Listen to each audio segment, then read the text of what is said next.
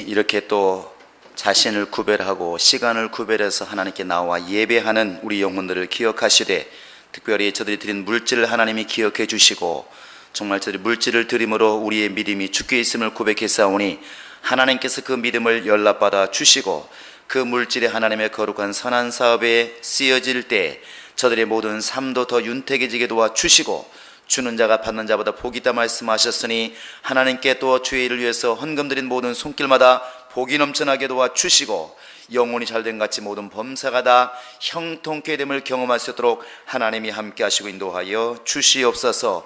오늘 또 주 앞에 나와싸우니 세상은 간 곳 없고 오직 예수만 보여지게 도와주시고 예수만 만나는 시간 되게 도와주시며 하나님으로부터 주시는 신령한 은혜와 은사를 경험하는 믿음의 시간 될 수 있도록 하나님이 함께 하시고 인도하여 주시옵소서. 감사하고 예수님의 이름으로 기도합니다. 아멘.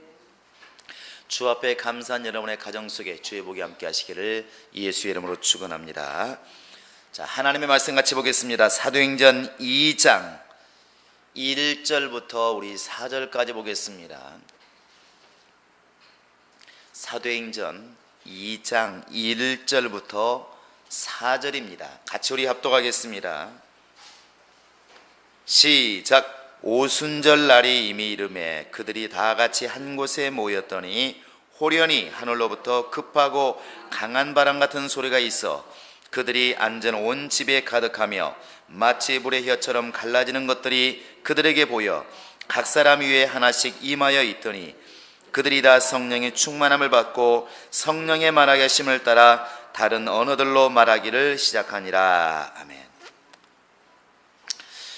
오늘 읽은 이 본문은 역사적으로 보았을 때 엄청난 사실 전환기가 되는 말씀입니다.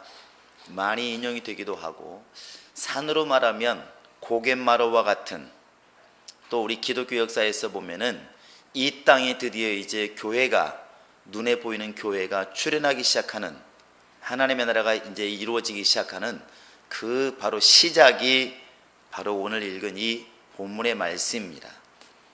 더 나아가서 성령이 우리 안에 임하셨다는 것, 우리는 그냥 당연히 성령 너무 쉽게 이렇게 얘기하고 있지만 한번 이 시간 한번 생각을 바꿔보시기 바랍니다. 성령은 분명히 우리가 알고 있는 것은 하나님의 영입니다. 하나님의 영이에요. 그러니까 성령이 임하였다 이렇게 우리가 말로 그냥 하는 것보다도 하나님이 내 영 속에 오셨다 이러면 얘기가 많이 느낌이 다를 겁니다. 아, 성령 받으셨네요. 아, 성령이 오셨다. 그냥 이렇게 너무나 우리 쉽게 얘기하고 있는데, 바꿔 얘기하면 하나님의 영이 우리 인간들 속에 오셨다. 하나님의 영이 내 안에 오셨다. 하나님이 바로 내 안에 오셨다. 이렇게 생각해 보면 이 지금 본문의 사건은 사실 어마어마한 사건입니다. 이렇게 우리나라에 지나가다 보면 식당 중에서도 왜 대통령이 다녀간 집 이런 걸 본 것이 있을 겁니다. 뭐 TV는 너무 많으니까 그냥 제껴두고, 그래서 뭐 어떤 대통령이 먹고 간 설렁탕집, 뭐 칼국수집, 그 굉장히 사람들이 신뢰하는 게 있습니다. 그 주인은 자부심이 있어요. 그 집에 들어가면 대통령과 함께 찍은 사진을 걸어 놓습니다. 색도 오래돼가지고 많이 바랬죠. 그게 굉장한 자부심인 거예요. 다녀간, 한 나라의 왕이 다녀간 흔적도 그렇게 사람들이 굉장히 여기는데, 이 우주 만물을 창조하시고 우주 만물을 지으신 하나님이 내 안에 오셨다는 이 사실 자체는 사실 이렇게 말로 표현할 수 없는 어마어마한 감격, 감동, 사실은 일생 동안 어떤 일이 있어도 이것보다 큰 감격은 사실 없어야 맞습니다. 이론적으로 그렇다는 것이죠. 근데 우리 기독교인들이 사실은 이 기쁨보다는 다른 데서 기쁨 많이 찾기 때문에 오늘날 문제가 많이 오는 것입니다. 하나님이 내 속에 오셨다. 사실 이것만 생각해도 나에게 하나님이 전혀 응답을 주지 않는다 할지라도, 하박국이 말한 것처럼 정말 외양간에 소가 없고 포도나무에 소출이 없을지라도 하나님이 내 속에 오셔서 나와 함께 이 땅을 떠나는 그 순간까지 나와 함께 하신다는 이 사실만 해도 우리는 영적 생활이 기뻐야 되고 힘이 있어야 되고 능력이 있어야 되는 것이 맞습니다. 우리는 그런 기쁨을 회복할 수 있기를 바랍니다. 하나님의 영이 이렇게 드디어 인간들의 영혼 속에 임하기를 시작했습니다. 이전까지는 하나님이 인간들 속에 오고 싶었지만 올 수 있는 길이 없습니다. 왜냐하면 하나님은 죄인과 함께하지 않으시기 때문에 인간의 죄가 곧 첫사람 아담이 지은 모든 인류가 지금 그 죄 가운데 있기 때문에 그 죄를 지은 인간들 속에 하나님은 함께할 수가 없는 것입니다. 들어올래야 들어올 길이 없다는 것이죠. 그래서 이사야서 59장 1절에 보면은 하나님이 손이 짧아서 우리를 구원하지 못하신 것도 아니고 귀가 없어서 듣지 못하시는 것도 아니다. 귀가 있어서 모든 고통을 다 듣고 계시고 손이 있어서 능히 도울 능력도 있지만 죄라고 하는 담이 너희와 나 사이를 가로막았다. 하나님이 이렇게 말씀하십니다. 그런데 이렇게 드디어 오순절날 성령이 우리 안에 임하셨다고 하는 것, 어떻게 이런 길이 열렸을까? 예수 그리스도가 십자가에 죽으심으로 첫사람 아담이 지었던 모든 죄를 마지막 아담이신 예수께서 자신의 생명을 내어 줌으로, 우리가 지난 주일날 들었던 것처럼 예수의 생명을 대신 줌으로 말미암아 그 죄값을 다 지불한 것입니다. 첫사람 아담이 지은 그 죄를 이제 다 도말하신 겁니다. 그래서 우리 인간의 영혼이 이제 죄로부터 벗어나게 되었고, 달리 말하면 거룩한 영혼이 될 수 있는 길이 열렸기 때문에 성령이 드디어 임하기를 시작하는 것입니다. 할렐루야. 그 시작이 바로 이제 이 마가의 다락방이라는 것이죠. 이렇게 언젠가 보니까 후지산이 있습니다. 후지산 어디에 있는지 아시죠? 모르시나요? 관악산 어디에 있나요? 일본에 가면 후지산이 있습니다. 일본 사람들에게는 후지산이 굉장한 산입니다. 한국 사람들에게는 어디가 굉장한 산인가요? 예, 누가 뭐라 해도 마이산입니다. 어릴 때 듣기를 마이산은 우리나라의 3대 영산이다 이렇게 말하더라고요. 왜 그러냐? 태백산과 계룡산, 그 다음에 마이산, 이곳에서 이렇게 제를 올리면 아주 신령한 영감이 많이 임한답니다. 제가 이렇게 우스갯소리로 우리 고향산을 얘기하는 것이고, 한국 사람들이 보통 말하는 산은 백두산입니다. 백두산을 얘기하잖아요. 우리나라, 우리 한결의 또 우리 백의 민족의 영산 이렇게 말합니다. 그 백두산을 갖다가 많이 지금도 찾아가고 있습니다. 이 일본 사람들은 후지산을 그렇게 생각을 합니다. 후지산은 자기들의 영산이라 생각하는 것입니다. 그래서 그림도 많이 그리고 먹는 제품에도 후지산 모양이 많이 있고 굉장히 가슴 속에 그게 있는 것이죠. 그러다 보니까 후지산 자체가 그들 속에는 굉장한 지주와 같은 그런 산이에요. 산 모양이 우리처럼 우리나라 산이 굉장히 많이 있지만 그 후지산 하나 덜렁이 있습니다. 덜렁 피라미드처럼 이렇게 멀리서도 그 산이 딱 보여요. 높기도 굉장히 높습니다. 우리 한라산이 1950m인데 후지산은 거의 3700m가 됩니다. 그러니까 한라산 위에 설악산을 올려놓은 거 똑같은 거예요. 높이가 굉장히 높습니다. 저희 2400m 위에는 나무가 없습니다. 항상 보면 겨울에 보면 저 위에 하얗게 눈이 있는 사진을 많이 보았을 거예요. 후지산은 이렇게 올라가서 보니까 이 깊이가 굉장히 깊게 느껴집니다. 이 계곡이 너무 멀리 보이는 거예요. 산이 높으니까 물론겠지만 주변에 산들이 별로 없으니까 이게 높아 보이는 것입니다. 일본 사람들에게는 그 산이 굉장히 아름다운 산, 영산, 의지하고 싶은 산, 자랑하고 싶은 산, 마음속에 지주와 같은 산이 후지산이에요. 그러니까 우리가 제주도를 갖다가 세계 문화유산에 등재하려고 얼마나 애를 썼습니까? 우리나라에 지금 제주도의 거문오름과 그 다음에 거문오름부터 시작된 그 굴들, 용암굴이라든지 용현굴이라든지 만장굴, 김영사굴, 이런 굴들이 지금 세계 자연문화유산으로 등재가 되어 있습니다. 유일하다고 그렇죠. 우리나라에서 한 군데인데 일본 사람들은 그 후지산을 올리기 위해서 얼마나 노력했겠습니까? 계속 신청을 한 겁니다. 우리 후지산이 얼마나 아름다우냐, 굉장한 산이다, 바다도 아름답고 막 이렇게 했는데 계속 빠꾸 맞았답니다. 빠꾸. 지금도 안 됐습니다. 자연유산으로는 안 됐습니다. 왜 안 된 것 같습니까? 바다가 그렇게 후지산과 바다가 아름답던데 바다는 40몇 킬로 가야 바다가 있답니다. 너무나 후지산은 거리가 멀다. 또 하나는 가장 결정적인 게 뭐냐면, 후지산은 아름다운 게 맞는데, 일본 사람들의 전적인 지지를 받는 것도 맞는데 너무나 쓰레기가 많다. 이게 빠꾸 맞은 증거예요. 이해가 안 되죠. 일본 사람들 얼마나 깔끔한데요. 정말 깔끔합니다. 이 동경 같은 데 가보면 이 조그마한 골목도 얼마나 이쁘게 해놨는지 정말 아기자기합니다. 좋은 말로. 나쁜 말로만 얼마나 쪼잔한지. 정말 굉장한 사람들이에요. 그 작은 공간도 어떻게 그렇게 꾸며놨는지 참 할 말이 없습니다. 제가 말하셨습니까? 단무지 하나 달라고 했더니 단무지 한 번 썰은 걸 팔뚜막 내가지고 주는 사람들이 그 사람들이에요. 이야, 참 굉장한 사람들. 근데 그 사람들이, 그렇게 깔끔한 사람들이 냉장고나 가구나 이런 걸 갖다 어디다 버리느냐? 후지산 근처로 가다가 그냥 몰래 버리고 가는 거예요. 지금도 치워도 쓰레기가 안 준답니다. 굉장하죠. 참 이해할 수 있는 민족이에요. 그래서 그 후지산을 갖다 계속 세계 자연무산으로 신청을 계속 유산을 신청했는데 계속 빠꾸 맞은 겁니다. 너무나 주변에 쓰레기가 많다. 산은 아름다운데 너무 쓰레기가 많다. 도저히 신청하고 빠꾸 맞고 신청하고 빠꾸 맞으니까 작년에 드디어 신청을 해가지고 된 게 있습니다. 이게 뭐냐면 세계 자연문화유산이 아니라 세계 그냥 문화유산으로 했다는, 문화유산, 자연경관으로는 안 되니까 문화유산으로 신청을 했다고 그래요. 그것도 한시적으로 3년 유예를 주어서. 그것도 좋다고 지금 너무 자랑하고 지금 난리 났다고 그러지 않습니까? 근데 너무 신기하잖아요.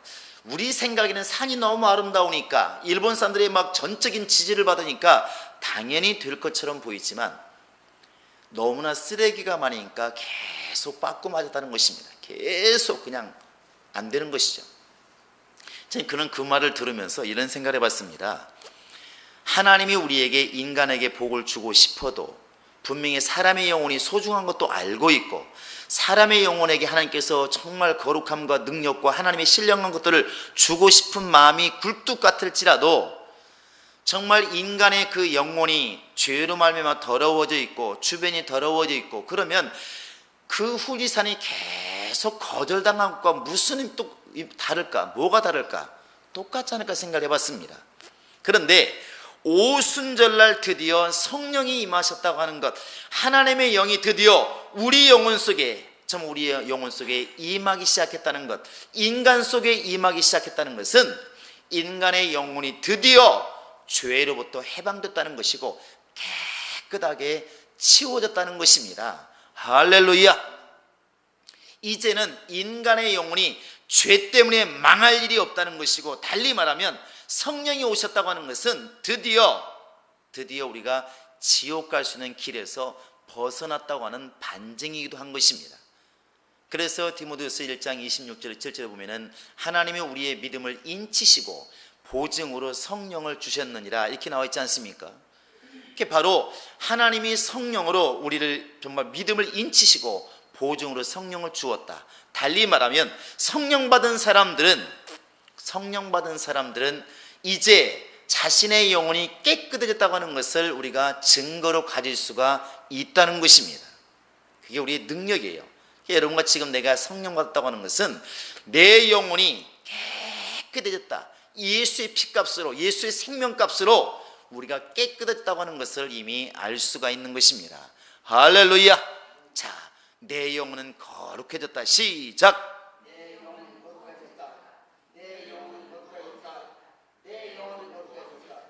별로 실감이 잘 안 나는 것 같은데 여러분 이것이 정말 실감나게 여러분 심령에 새겨줄 수 있기를 바랍니다. 그리고 성령이 이렇게 오순절날 오셨다고 되어 있습니다. 2장 1절 딱 보면 오순절 날이 이름에 오순절이라는 것을 강하게 말하고 있습니다.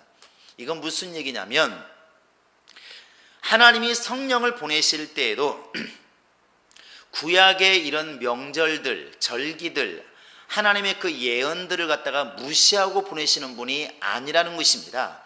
하나님은 철저하게 하나님의 시간 계획표가 분명히 있습니다.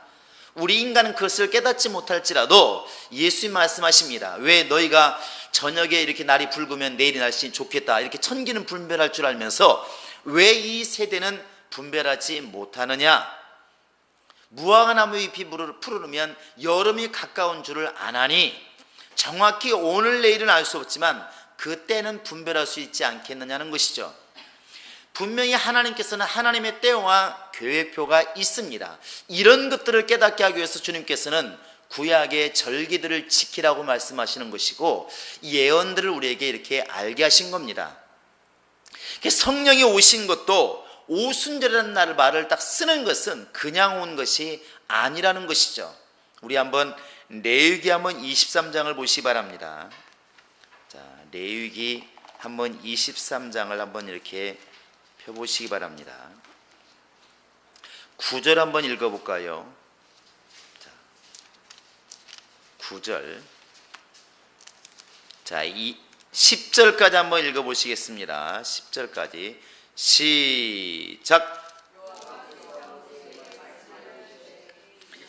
자손에게 말하여 이르라. 너희는 내가 너희에게 주는 땅에 들어가서 너희의 곡물 거둘 때에 너희의 곡물의 첫 이삭 한 단을 제사장이 가져올 것이. 11절까지 제사장은 너희를 위하여 그 단을 여호와 앞에 기쁘게 받으심이 되도록 흔들되 안식일 이튿날에 흔들 것이며.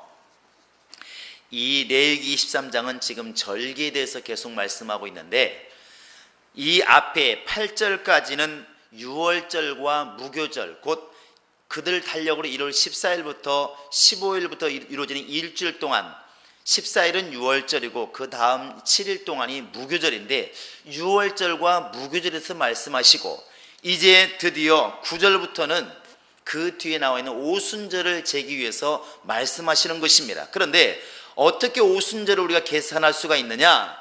지금 10절에 읽으신 것처럼 너희가 땅에 들어가서, 가나안 땅에 들어가서 처음에 농사를 짓고 그 수확한 첫 이삭, 처음 한 이삭을 한 단을 가지고 와서 제사장에 주면 제사장이 그걸 갖다 흔들어서 제사를 드리라. 이것을 요제라고 말합니다. 요제. 흔들어서 이렇게 드린다 이것이죠. 흔들어 드리는 제사. 이 첫 이삭 한 단이, 첫이란 말을 잘 생각해 보시면 바로 이게 예수를 상징하는 것을 금방 알 수 있습니다. 이렇게 유교절과 무교절을 지난 다음에 곡식의 한 단을 가지고 와서 하나님께 흔들어서 제사를 드리고 요제로 드리고, 그 다음에 보시면 자 15절 읽어보시겠습니다.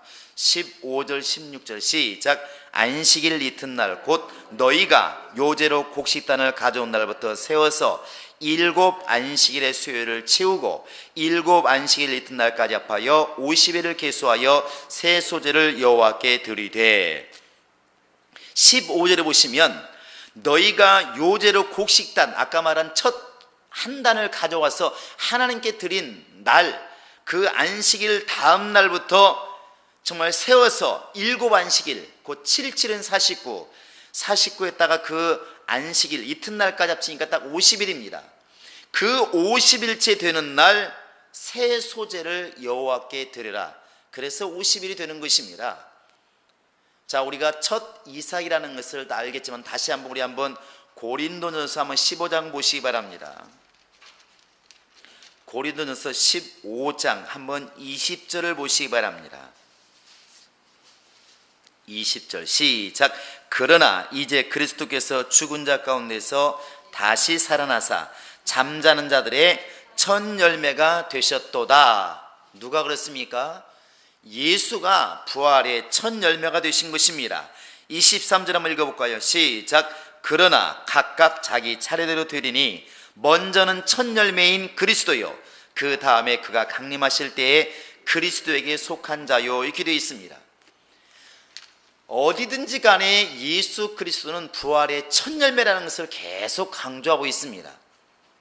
이 첫 열매가 누구냐? 예수 그리스도. 구약에서 50일이라고 하는 것, 곧 오순절, 일수는 열흘이니까 오순절이라는 것은 열흘이 5번 지난 겁니다. 근데 이 오순절날을 계산하는 첫 번째 시작이 무엇이냐? 첫 이삭을 하나님께 드린 겁니다. 그 첫 이삭, 그 첫 이삭이 누구냐? 신약이 오면 예수 그리스도라는 것이죠. 6월절날 예수님이 죽으셨습니다. 이 6월절이 무슨 날이냐? 양을 잡는 날입니다. 자기의 죄를 위해서 속죄하는 날이 바로 6월절이에요. 예수님께서 6월절날 양으로 죽으신 것이고 어린 양으로 죽으신 것이고 그리고 부활하셨습니다. 부활이 무엇이냐? 바로 곡식을 거둔 첫 이삭을 하나님께 드린 바로 요제를 드린 그날이라는 것이죠. 그날부터 50일을 계수해서 드디어 소제를 드려라. 그 첫 번째 시작이 바로 예수 그리스도입니다. 그래서 예수를 갖다가 부활의 첫 열매 이렇게 말하는 것이고, 예수께서 부활하신 다음에 날짜를 계산해 보시면, 자, 우리 한번 사도행전 1장으로 돌아가 보시기 바랍니다. 사도행전 1장 3절에 보시면, 그가 고난받으신 후에 또한 그들에게 확실한 많은 증거로 친히 살아계심을 나타내사 40일 동안 그들에게 보이시며, 이렇게 되어 있습니다. 예수께서 부활하신 다음에 며칠 동안 제자들과 함께 있었을까요? 40일을 있었던 것입니다. 40일. 그리고 40일 되었을 때 부활해서 하신 다음에 40일 만에 감람산에서 승천의 산으로 올라가신 것이죠. 그리고 마가다락방에서 열심히 제자들이 기도한 다음에 드디어 2장 1절에서 오순절 날이 이름에, 그러니까 합쳐서 50일이 되었다는 것입니다. 예수께서 부활하신 지 50일이 되는 날 성령이 이 땅에 임하신 겁니다. 하나님께서는 이 구약의 절기들을 이미 이루신 것이죠. 막연하게 아무 때나 그러신 것이 아니라 하나님께서는 구약을 갖다가 우리의 신앙생활의 모형으로, 그림자로 깨달을 수 있도록 이렇게 알려주신 것입니다. 우리가 조금만 기도했더라면 오순절날 성령이 오실 수 있다는 것을 금이 알 수 있는 것이죠. 우리가 신약에도 이렇게 절기를 지킬 때 맥추절, 오순절, 7.7절, 성령 강림절 이런 말들을 많이 쓰는데, 사실은 구약에 보면 거의 같은 절기라는 것을 이미 알 수가 있습니다. 왜 7.7절이라고 하냐면 7주간을 지나라고 했기 때문에, 7주를 계산하라고 했기 때문에 7.7절이라는 말로 불리는 것이고, 그 다음날 안식일까지 50일이라 말했기 때문에 오순절날로 불리는 것이고, 그날이 바로 그때가 맥주를 추수하는 날이기 때문에, 보리를 추수할 때이기 때문에 맥추절이라고 이렇게 우리가 불려지기도 하는 것이고, 신약에서는 이 오순절날 성령이 임하셨기 때문에 성령 강림절이라고 이렇게 불러지는 것입니다. 여러분, 이런 바로 언어에 대해서 이렇게 오해가 없기를 바랍니다. 어찌되었든 성령은 아무 때나 오시는 것이 아니라 이렇게 하나님이 예언하시고 준비하신 것들을 따라서 이 땅에 오셨습니다. 그리고 성령은 반드시 오신다고 이미 약속을 하셨습니다. 우리 한번 요엘서 2장 한번 펴보시기 바랍니다. 구약성경 요엘 한번 2장 28절 한번 펴보시기 바랍니다. 요엘 한번 호세아서 한번 뒤에 있을 것입니다. 요엘 2장 우리 한번 펴보시기 바랍니다. 28절 읽겠습니다. 28절 29절 시작. 그 후에 내가 내 영을 만민에게 부어주리니 너희 자녀들이 장래의 일을 말할 것이며 너희 들그이는 꿈을 꾸며 너희 젊은이는 이상을 볼 것이며 그때 내가 또 내 영을 남종과 여종에게 부어줄 것이며 내가 이적을 하늘과 땅에 베풀리니 곧 피와 불과 연기 기둥이라. 이미 하나님께서 하나님의 영을 우리에게 부어줄 것을 요엘을 통하여 이미 이렇게 예언하고 계십니다. 미리 말씀하셨다는 것이죠. 그러니까 성령은 느닷없이 오시는 분이 아니라 하나님의 그 예언을 따라서, 미리 말하심을 따라서 이미 이 땅에 오시는 것입니다. 그러니까 하나님의 역사는 보면 갑자기 이루어지는 그런 것이 아니고, 예수께서도 다시 오신다고 말씀하지 않습니까? 내가 다시 오리라, 분명히 다시 오리라. 이렇게 하나님 미리 예언하시고 말씀하시고 우리 인간들로 하여금 준비하게 하시고 예배하게 하신 다음에 이 땅에 임하시는 분이 바로 하나님이시고, 성령은 그런 예언을 따라서 또 그런 절기를 따라서 이렇게 임하셨다고 하는 것을 우리가 이렇게 오순절날이라는 이 단어를 통해서 이렇게 알 수가 있습니다. 여러분, 그러므로 이러한 것들을 우리가 구약을 읽을 때도 무심 읽지 마시고, 하나님께서 심심해서 절기를 지키라고 하셨구나, 하나님이 심심해서 제사를 드리라고 하셨구나, 이렇게 하지 마시고 이런 것들도 다 하나님의 시간 계획표에 반드시 필요하다는 것을 아시고 깊이 상고할 수 있는 그런 믿음의 능력이 우리 안에 있기를 예수의 이름으로 축원합니다. 그리고 이제 성령이 오시는데 여기에 보시면 많은 증거들이 있습니다. 2절에 보시면 호련히 하늘로부터 급하고 강한 바람 같은 소리가 먼저 있었습니다. 성령이 임하실 때 소리가 있었고, 그 다음에 3절에 보시면 불의 혀처럼 갈라지는 것들이 그들에게 보여 각 사람 위에 하나씩 임하였더니, 눈에 보는 게 있었다는 것이죠. 귀로 듣는 소리와 눈으로 보는 이런 정말 그런 모습이 분명히 있었습니다. 불의 혀처럼. 이것을 불의 혀처럼 그러니까 자꾸만 불불 그러는데 마치 불꽃이 타는 것처럼 이렇게 갈라지는 것이 보여 있더라는 것이죠. 마치 그 모세가 이렇게 떨기나무에 불이 붙었으나 떨기나무가 타지 않더라. 그러니까 세상 불이 아니었다는 것을 말하고 있지 않습니까? 아마 오순절날 이런 현상들이 있었던 것 같습니다. 그런데 오늘날도 우리가 이게 성령 임하실 때, 임하실 때 자꾸 이런 증거만 찾으면 문제가 오는 것 같습니다. 성령이 임하시는 것은 인격을 가지신 우리 하나님이 임하시는 것이기 때문에 인간들이 자꾸만 이런 증거에 매달리다 보면 본질적인 것들을 잃어버린다는 것입니다. 성령이 오시는 것은 이런 지금 증거가 중요한 것이 아니라 그 증거를 가지고 임하시는 하나님이 중요한 것입니다. 바로 인격을 가지신 우리 하나님이 중요하다는 것이죠. 이렇게 급하고 강한 바람 같은 소리가 있고 불의 혀 같은 이런 현상이 있지만 이 현상은 다른 현상으로도 많이 나타날 수 있다는 것입니다. 많이. 그래서 뒤에 보시면 이제 4절에 보시면 그들이 다 성령의 충만함을 받고 다른 언어들로 이렇게 말하게 하심을 따라 다른 언어로 말하게 하더라, 이렇게 나오는데 옛날 성경에서는, 개역성에서는 방언이라 말하고 있죠. 방언이란 말과 다른 나라 말, 이것은 사실은 같은 말입니다. 우리가 여기도 혼자 있었던데 보니까 방언이란 그 뜻 자체가 표준말이 아니다는 것입니다. 그러니까 전라도 방언, 제주도 방언, 그건 다른 말로 말하면 제주도 사투리, 전라도 사투리, 이게 방언입니다. 이게 방언이라고 하는 것은 표준말이 사실은 아니라는 것이죠. 이게 다른 나라 말, 다른 언어, 이것이 또 해석해 보면 방언이고, 방언을 해석해 보면 다른 나라 말 아니면 다른 지방의 언어, 이렇게 표현해도 틀린 말은 아닙니다. 그런데 성령이 임하시니까 이제 이 방언을 말하기 시작하더라, 이렇게 되어 있습니다. 말하기 시작하더라. 성령이 임하시는 증거는 분명히 있습니다. 성령이 오실 때의 증거가 소리와 눈에 보이는 현상이었다면 성령이 임하시는 증거는 바로 다른 언어들, 방언을 말하는 것으로 이렇게 그 당시에는 표적이 이렇게 드러났다는 것이죠. 성령은 하나님의 영이시기 때문에 하나님의 영이 임하시면 가만히 계시지 않고 반드시 성령이 임하시는 증거가 드러납니다. 그게 뭐냐면 바로 은사라는 것입니다. 은사라는 것이죠. 그래서 고린도전서 12장에 보시면 많은 은사가 있지 않습니까? 우리가 알지만 다시 한번 펴보시기 바랍니다.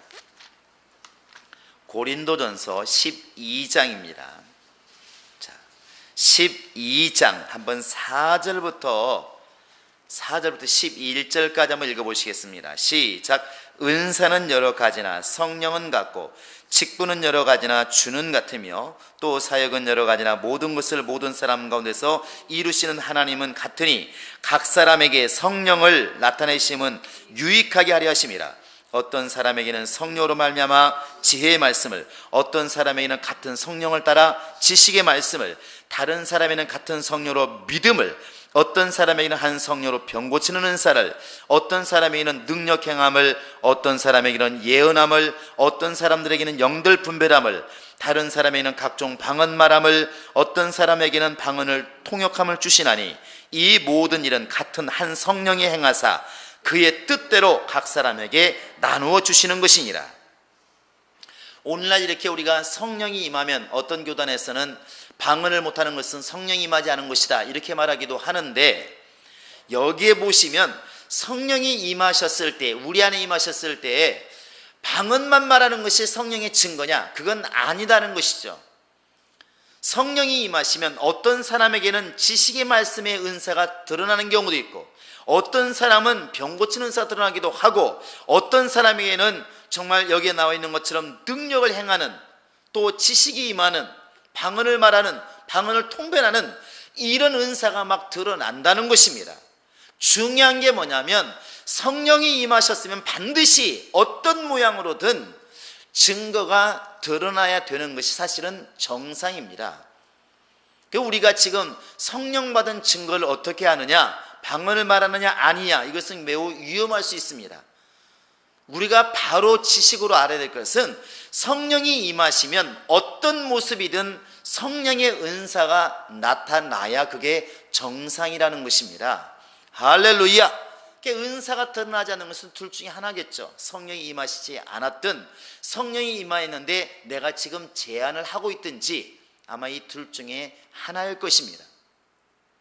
이제 초대교회에 이 정말 마가다락방에 있던 사람들에게 성령이 임하니까 그들이 그 순간 이제 말을 하기 시작하는데 바로 다른 언어들로 곧 방언으로 말하기를 시작하니라. 이건 시작이라는 것입니다. 달리 말하면 말하는 것이 시작일 수도 있고 은사의 시작일 수도 있다는 것입니다. 그래서 이 뒤에 보시면 베드로가 이제 그 안진뱅이를 막 일으키기도 하고 그림자만 지나가도 병이 낫기도 하고, 그러니까 병 고치는 은사가 임하였다는 것이죠.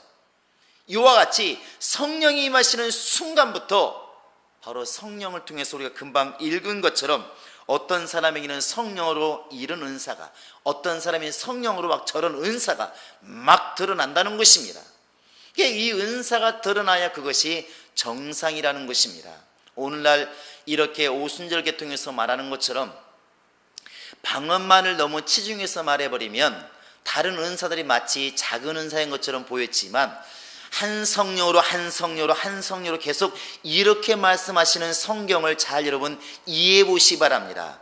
한 성령이 똑같이 역사하는데 이 사람에게는 지식 은사를 주어서 지식 은사가 드러나게 하시고, 이 사람에게는 방언 은사가 드러나게 하시고, 이 사람 통변 은사가 드러나게 도와주시고, 이렇게 각각 은사가 드러나게 하셔서 교회를 돕게 하신다는 사실입니다. 성령이 우리 인간 속에 임하기 시작하셨다, 이 말은 달리 말하면 인간을 통하여서 하나님의 능력이 드러나기 시작했다고 보아도 무방하다는 것입니다. 우리가 지금 기도해야 될 것은 하나님, 내가 방언을 말하게 된 것을 감사합니다. 이것도 감사하지만 이런 증거들이 내게 있으므로 내가 성령 받은 사람이라고 하는 사실, 성령이 내 안에 계셔서 나를 통하여 하나님의 일을 하고 계신다는 이 사실, 이 사실을 내가 보증받았다는 이 사실, 이것을 우리가 지금 감사한 것이 바로 정상입니다. 할렐루야. 아까 제가 말하기를 성령에 우리가 보증을 받는다 그러는데 바로 디모데가 아니라 고린도서 1장이 맞군요. 고린도서 1장 바로 21절 22절을 보시면 하나님 우리의 믿음을 인치시고 보증으로 성령을 주셨느니라. 뭘 보증했다는 것입니까? 우리의 믿음을 보증했다는 것입니다. 여러분과 지금 나의 믿음을 보증했다는 것입니다. 이것은 달리 말하면 우리 영혼이, 여러분과 지금 나의 영혼이 바로 첫 아담이 지었던 모든 죄를 다 벗어버리고 이제는 깨끗하게 되어서 하나님이 능히 임하실 수 있는, 능히 도우실 수 있는 그런 구원받은 심령이 되었다는 것을 말해주는 것입니다. 우리는 이것을 가지고 감사해야 될 줄로 믿습니다. 할렐루야. 할렐루야. 여러분, 성령이 임하실 때 그런 바람소리 같은, 불의 혀 같은 그런 현상, 그런 현상에 우리는 정말 우리가 감사하지만 더 중요한 것은 성령이 우리 안에 오심으로 성령으로 말하게 하시고 성령으로 일하게 하시고 성령으로 드러나게 하시는 많은 은사들, 그런 은사들을 내게 주신다는 그 사실에 우리는 더 감사한 것이고, 그런 은사들을 가지고 내 안에 임하신 그 하나님의 은혜가 더 감사하다는 것입니다. 여러분, 오순절날 이렇게 우리 인간 속에 임하신 성령 하나님, 오늘 지금 내 속에 오신 하나님, 그 하나님이 내 속에 계시는 것을 감사하시고 감사함으로 영적 생활 승리하시기 바랍니다. 예수님이 이 땅에 계시는 동안에 있다가 떠나가니까 사람들이 안타까워했습니다. 주님 죽으시면 절대 안 됩니다. 절대 안 됩니다. 이렇게 말했을 때 예수님 말씀하신 게 있습니다. 우리 한번 그 구절만 읽고 기도하겠습니다. 우리 요한복음 한번 16장 보시기 바랍니다. 자, 16장, 요한복음 16장 7절 한번 읽어보시겠습니다. 시작. 그러나 내가 너희에게 실상을 말하노니 내가 떠나는 것이 너희에게 유익이라. 내가 떠나가지 아니하면 보혜사가 너희에게로 오시지 아니할 것이요 가면 내가 그를 너희에게로 보내리니. 내가 진짜 말하는데, 사실을 말하는데 내가 떠나가는 것이 너희에게 유익하다. 바로 성령이 오셔야만이 우리 속에 임하시는 것이고 그것이 여러분과 나의 영혼 속에 유익하다. 그래서 성령을 보내주신 것입니다. 이 시작이 언제부터 시작되었느냐? 오순절날부터 시작된 것이고 마가다락방에 있었던 그 제자들부터 이 일이 시작된 것이고 오늘날 여러분과 지금 내가 이 성령을 받고 하나님 뜻을 따라서 영적 생활을 하고 있는 것입니다. 할렐루야! 성령 받으신 여러분들은 더 기도하셔서 이제 나를 통하여 성령의 은사가 막 드러나도록 기도하시고 이 성령을 통하여 하나님의 뜻을 이루어나가는 주님의 일꾼들이 될 수 있기를 예수의 이름으로 축원합니다. 이 시간을 다 같이 기도하시겠습니다. 이 시간에 기도할 때 정말 예수께서 부활의 첫 열매가 되시고 그 예수를 통하여서 성령이 우리 안에 임하셨는데 그 성령을 따라 일하게 도와주시되 나를 사용하셔서 성령의 은사가 분리듯이 일어나게 도와주시고 나를 정말 이제 주님께서 인치시고 나를 보증하셔 성령을 주었으니 내가 일생 동안 그렇게 성령으로만 사는 사람 되게 하소서. 다 같이 우리 기도하시겠습니다. 살아계신 우리 하나님 아버지 함께 하시고 인도하여 주시옵소서. 살아계신 하나님 아버지, 정말 죄로 말미암아 죽었던 우리들, 허물로 말미암아 죽었던 우리들, 정말 죄를 지음으로 마귀의 것이 되었던 우리들에게 정말 예수의 생명, 예수의 피를 내어 주어서 그 죄의 값을 다 지불하게 하시고 우리에게 정말 거룩함을 주어서 깨끗게 하셔서 다시 한번 하나님과 함께 하시는 길을 열어주시고 우리에게 성령을 부어주신 것을 감사를 드립니다. 이제 하나님이 정말 우리와 함께 하심으로 우리가 주의 음성을 날마다 듣게 도와주시며 주의 명령을 따르게 도와주시며 주님이 원하시는 그 일들을 이루어 나갈 수 있도록 하나님이 함께 하시고 인도하여 주시옵소서. 성령이 우리 안에 임하셨으므로 성령의 말하게 하심을 따라 말하는 자들 되게 도와주시고 성령을 따라 기도하는 자들 되게 도와주시고 성령의 감동하심으로 하나님과의 만남에 예배에 성공하는 우리 모두가 될 수 있도록 우리 아버지 하나님이 함께 하시고 인도하여 주시옵소서. 일생 동안 그렇게 세상 소리보다도 더 크게 울리는 주의 음성을 들을 만한 영감 있게 도와주시고 다른 사람 어찌하든 간에 망해가는 사람들 어찌하든 간에 우리 모두는 성령의 음성을 듣고 성령과 함께하는 성령의 사람들 될 수 있도록 역사하시고 인도하여 주시옵소서. 감사하고 예수님의 이름으로 기도합니다. 아멘. 이제는 우리 구주 예수 그리스도의 은혜와 하나님 아버지의 극진하신 사랑과 성령의 교통하심과 인도하심이 이제 성령을 받음으로 하나님의 자녀인 것을 알고 하나님의 사람이 된 것을 알고 이제 일생 동안 성령의 음성을 들으며 성령으로 일하기로 작정한 모든 심령들 머리 위에 이제로부터 영원토록 함께 있을지어다. 아멘.